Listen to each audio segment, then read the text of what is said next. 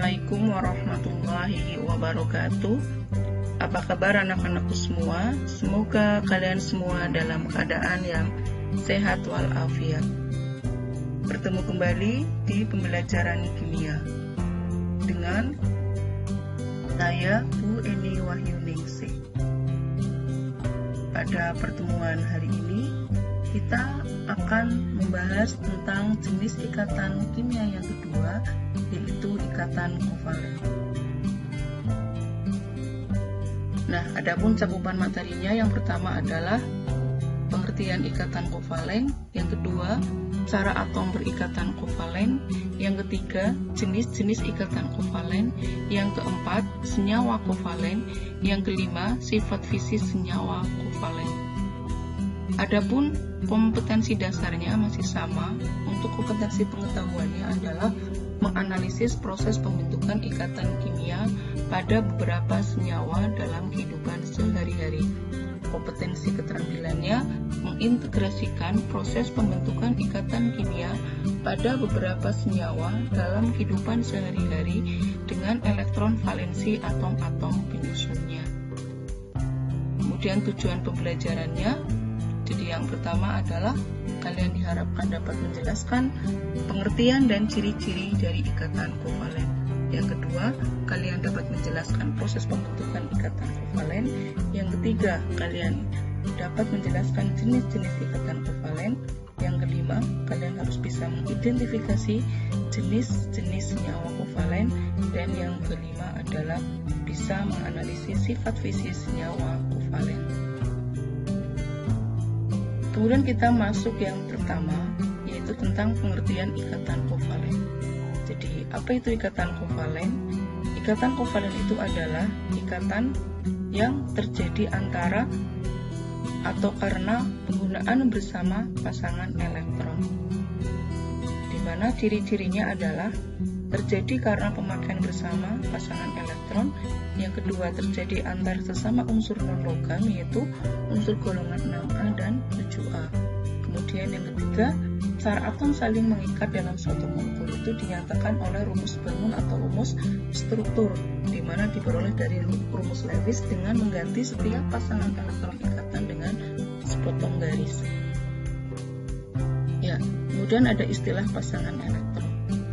Di sini ada dua jenis pasangan elektron. Yang pertama adalah pasangan elektron ikatan atau sering disingkat dengan PEI, yaitu pasangan elektron yang digunakan bersama oleh dua atom yang berikatan. Yang kedua adalah PEB atau pasangan elektron bebas, yaitu pasangan elektron yang tidak digunakan bersama oleh kedua atom. Nah, berdasarkan pasangan elektron inilah kemudian ada beberapa jenis-jenis ikatan kovalen. Yang pertama adalah ikatan kovalen tunggal, yaitu ikatan kovalen yang terjadi jika terdapat satu pasang elektron yang digunakan bersama. Kemudian jenis yang kedua, ikatan kovalen rangkap dua, yaitu ikatan kovalen yang terjadi jika terdapat dua pasang elektron yang digunakan bersama-sama.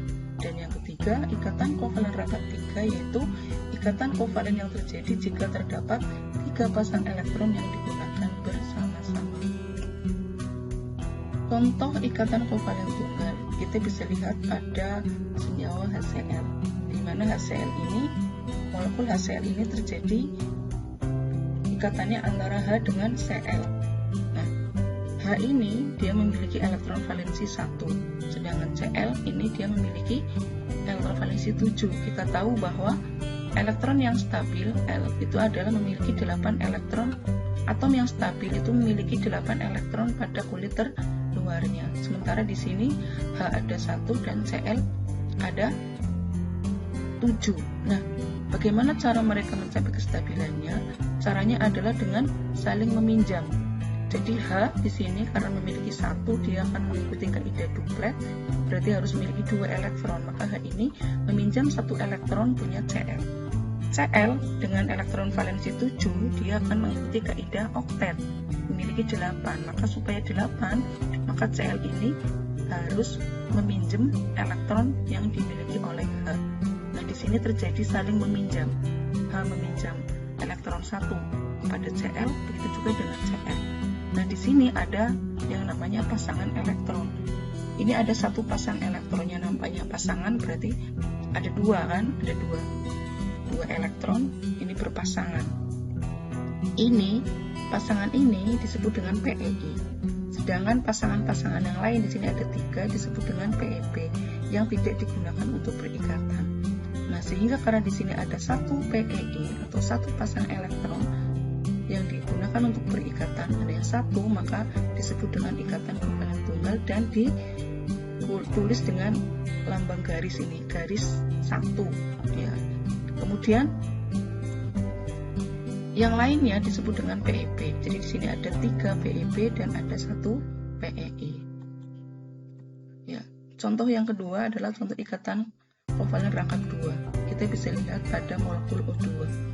O2, ikatan antara O2 itu adalah ikatan antara O dengan O. Kita sama-sama tahu bahwa O ini memiliki 6 elektron valensi. Jadi dua-duanya nggak stabil. Maka supaya stabil O ini, supaya 8, dia dengan saling meminjam. Jadi O yang sebelah kiri yang tanda lebisnya titik ini meminjam elektron sebelah kanan yang tanda lebisnya silang. Begitu juga dengan O yang sebelah kanan yang tanda lebisnya silang, dia meminjam 2 elektron yang dimiliki O yang sebelah kiri. Nah, di sini ada 2 pasang elektron. Ya, ada PEI-nya. Maka ini disebut sebagai ikatan kovalen rangkap 2. Dan ini dilambangkan dengan garis 2. Sedangkan ini pasangan elektron ada 4 yang tidak digunakan untuk berikatan, itu yang disebut dengan PEP. Jadi ada 2 PEI dan ada 4 PEP. Ruang strukturnya seperti ini bisa dilihat. Kemudian contoh ikatan yang ketiga yaitu ikatan kovalen rangkap 3. Contohnya ada pada molekul N2. N dia memiliki N2 itu ikatan antara N dengan N, di mana masing-masing N ini memiliki 5 elektron valensi, artinya tidak stabil. Maka supaya stabil ini, dia dengan saling meminjam 3 elektron masing-masing. N yang sebelah kiri pinjam elektron yang sebelah kanan, yang tanda lebisnya titik. Kemudian N yang sebelah kanan juga sama meminjam jumlah elektron N yang sebelah kiri. Nah, di sini ada 3 pasang elektron, maka disebut dengan elektron ikatan kovalen rangkap 3 dan ditandai dengan strip tanda garis 3 lambang ini. N ikatan rangkap 3 N. Di sini PEI-nya ada 3 dan PEP-nya ada 2. Ya, kemudian selain 3 ikatan di atas masih ada satu jenis ikatan kovalen yaitu ikatan kovalen koordinasi, yaitu ikatan kovalen di mana pasangan elektron yang digunakan bersama hanya berasal dari salah satu atom yang berikatan. Contohnya pada NH4. Nah, ini contohnya NH4+ ya, di mana NH4+ ini asalnya berasal dari reaksi NH3 dan H4+. Nah, di sini H masing-masing kan memiliki 1 elektron. Ini ya yang tanda silang. N itu memiliki 5. Tetapi H+ ini kan sudah berubah jadi ion. H tadinya 1, karena dilepas 1 kan menjadi tidak punya. Nah, di sini N supaya stabil dia harus, karena punya 5, dia harus meminjam masing-masing 1 elektron punya H untuk bisa stabil atau bisa berpasangan. Sedangkan N ini H, N ya, sedangkan H ini sama. Supaya stabil atau supaya memiliki 2 elektron, dia dengan meminjam masing-masing, meminjam 1 elektron punya N. Tetapi beda dengan H+ di sini, dia tidak memiliki elektron. Maka untuk perikatan dia mengandalkan elektron meminjam semua punya N ini. Nah, pasangan elektron ini yang disebut dengan ikatan kovalen koordinasi karena pasangan ini berasal dari atom N saja, jadi H tidak. Ya, jadi itu seperti itu. N tidak meminjam elektron H, tapi H meminjam elektron dari N. Ya. Selain tadi ada masih jenis ikatan kovalen lain, yaitu dilihat dari kepolarannya, yaitu ikatan kovalen polar dan non-polar. Nah, ikatan kovalen polar itu adalah ikatan 2 atom yang berbeda keelektronegatifannya, sehingga membentuk molekul triatom yang berlawanan muatannya, sehingga pasangan elektron ikatan akan lebih tertarik ke atom yang lebih elektronegatif. Kemudian ikatan kovalen nonpolar itu adalah ikatan kovalen yang terjadi jika antar atom yang berikatan tidak mempunyai perbedaan keelektronegatifan dan pasangan elektron ikatan tertarik sama kuat ke semua atom. Nah, ciri-ciri ikatan kovalen polar dan nonpolar.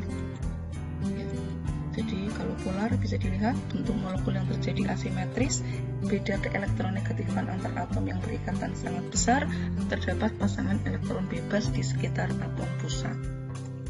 Kemudian yang nonpolar, balikannya, bentuk molekul yang terjadi simetris, beda keelektronegatifan antar atom sangat kecil atau bahkan mendekati nol, dan tidak terdapat pasangan elektron bebas di sekitar atom pusat. Contohnya bisa dilihat. Kemudian bagaimana cara menentukan polar atau tidaknya suatu molekul? Ya, untuk molekul dua atom atau triatom. Jadi untuk polar itu bisa dilihat dari jenis atomnya.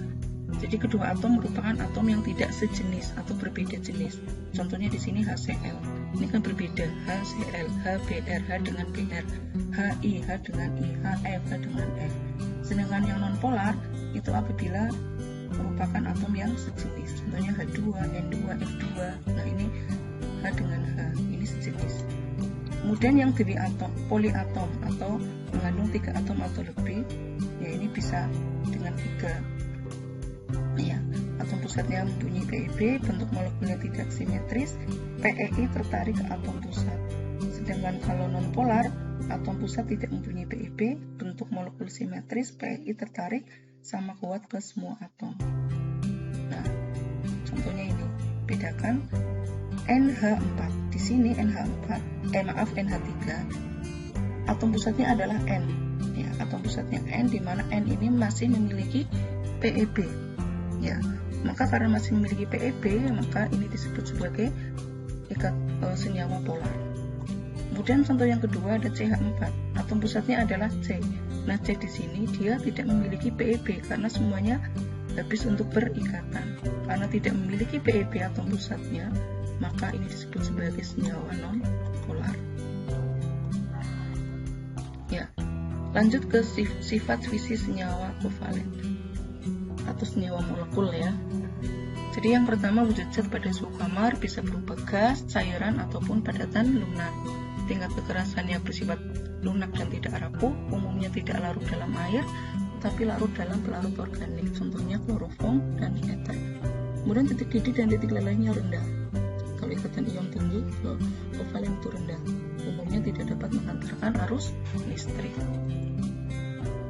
Ya, penyimpangan aturan oktet. Jadi ada beberapa senyawa yang tidak memiliki atau tidak mengikuti aturan oktet, disebabkan adanya karena atom-atom dalam suatu molekul itu memiliki jumlah elektron valensi lebih atau kurang dari 8. Contohnya ini, jadi tidak banyak, ada BCl2, BCl3, dan seterusnya. Kemudian senyawa kovalen dalam kehidupan sehari-hari. Jadi senyawa kovalen ini banyak dijumpai dalam kehidupan keseharian kita. Contoh air H2O, ada karbohidrat C6H12O6, ada C12, H22O11, atau gula atau sukrosa, dan contoh yang lainnya. Ya. Terakhir adalah latihan soal. Silahkan untuk latihan kalian kerjakan latihan soal berikut ini. Ada 3 soal. Yang pertama adalah jelaskan bagaimana ikatan kovalen itu terbentuk. Kemudian yang kedua, dengan mengacu pada aturan oktet, ramalkan rumus kimia yang dapat dibentuk oleh pasangan unsur C dengan Cl dan P dengan Cl. Kemudian yang ketiga, di antara senyawa berikut mana yang berikatan kovalen tunggal, rangkap 2, dan rangkap 3, dan juga koordinasi kalau ada. Nah, silakan ini dikerjakan di buku tulis kalian sebagai latihan untuk mengetahui apakah kalian sudah paham atau belum dengan materi yang saya sampaikan. Ya, demikian yang dapat saya sampaikan pada pertemuan hari ini.